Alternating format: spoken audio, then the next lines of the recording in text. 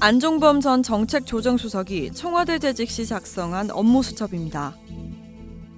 모두 56건에 이르는 이른바 안종범 수첩엔 미르와 K스포츠재단 기금모금과 관련된 박근혜 전 대통령의 구체적인 지시나 액수가 꼼꼼히 기재돼 있습니다.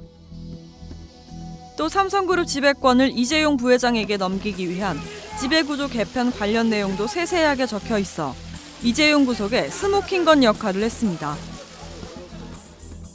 이른바 김영한 비망록도 마찬가지입니다. 고 김영한 전 민정수석의 업무 일지는 문화예술계 블랙리스트 관련 내용 등을 담고 있어 김기춘 전 대통령 비서실장과 조윤선 전 문체부 장관 구속의 결정적 단서가 됐습니다.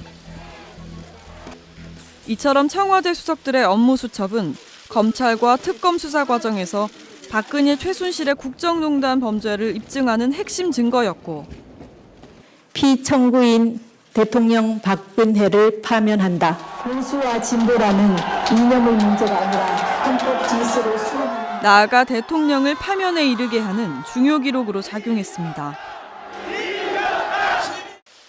일반에겐 잘 알려지지 않은 사실이지만 이 안종범 수첩, 고 김영한 비망록은 모두 대통령 기록물입니다.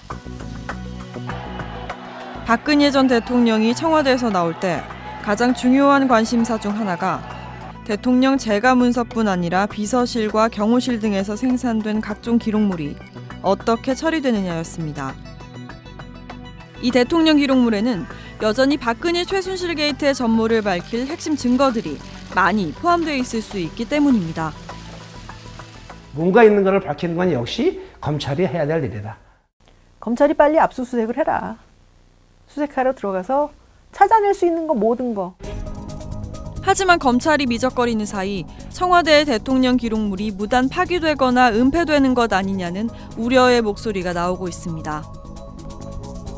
일각에서는 청와대 내에 조직적인 폐기 지시가 있었다는 증언도 나오고 있습니다.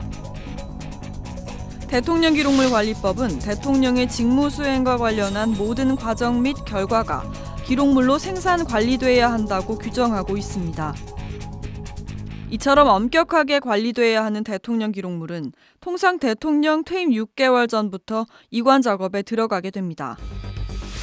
그러나 대통령 파면으로 국가기록원은 급히 이관 TF를 꾸리고 18대 대통령 기록물 이관에 착수했습니다.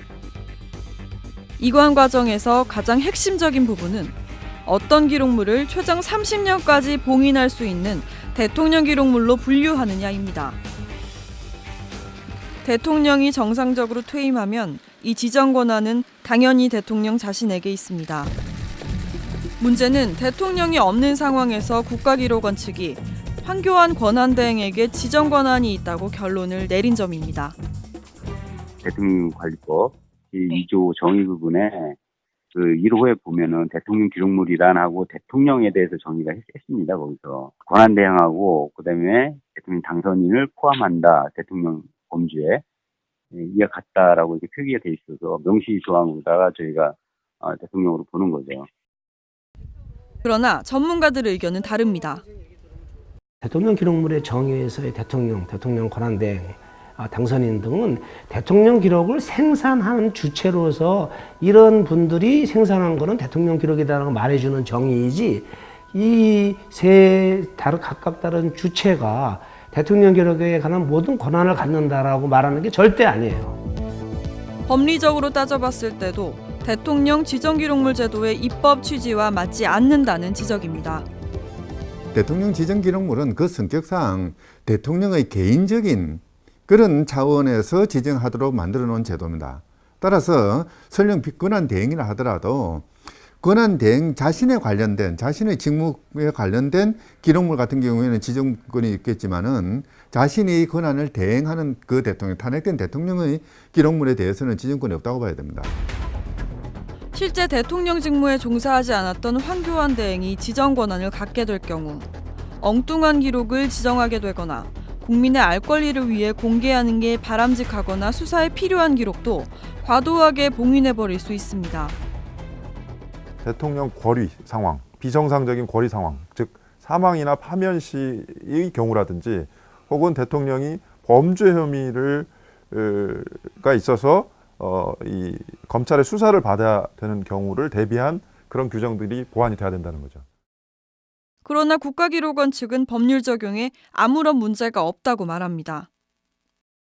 행정자치부 자문변호인단이 있습니다. 의견을 받았습니다. 내부적으로 검토를 해서 국가기록원이 법제처의 유권 해석을 받지 않은 데 대한 비판도 있습니다. 국가기록원이 좀 경솔하다는 생각을 하는데요. 그렇게 누구라도 읽어보면은 적절하게 적용할 조항이 아니라고 생각되는 조항을 끌어다 댔음에도 불구하고 그에 대한 유권 해석조차 받지 않았다는 거. 그래서 그 부분은 어쨌든 이건 좀 논란의 대상이다. 야당 측은 황교안 대행이 대통령 지정기록물 지정 권한을 행사하는 것에 강하게 반발하고 있습니다. 황교안 권한대행은 박근혜 대통령과 그 최순실과 관련된 일련의 게이트 전반에 있어가지고 사건들을 계속 은폐하거나 또는 부정하는 방식으로 관여를 해왔어요. 형사적 책임은 차치하고라도 정치적으로 있어서의 방조자 책임은 지울 수밖에 없는 사람이거든요. 그런 사람에게 지금 현재 가장 중요한 결정을 맡긴다는 것은 정치적으로도 부당하죠. 상식적으로도 부합하지 않습니다. 또 현재의 정치적 상황과 수사를 위한 맥락을 고려해 법률을 해석해야 한다는 의견도 있습니다. 지금 우리가 걱정하는 대통령의 어떤 범죄 혐의를 입증하기 위한 증거들이 영원히 이렇게 봉인되는 상황을 막을 수 있는 방법은 법률이 예정하지 못했던 상황을 고려해서 이 법을 해석하는 방법. 기록 전문가들은 황교안 권한대행이 청와대 기록물을 대통령 지정 기록물로 봉인하기 전에 검찰이 한시바삐 압수수색을 통해 국정농단 증거를 확보해야 한다고 지적했습니다. 박근혜 대통령 기록물 가운데 국정농단을 밝힐 핵심 증거들이 지정 기록물로 봉인돼 수사에 차질을 빚지는 않을지, 또 대통령 기록물이 무단으로 폐기되지 않고 온전하게 후대에게 전해질 수 있을지 귀추가 주목됩니다. 뉴스타파 이보람입니다.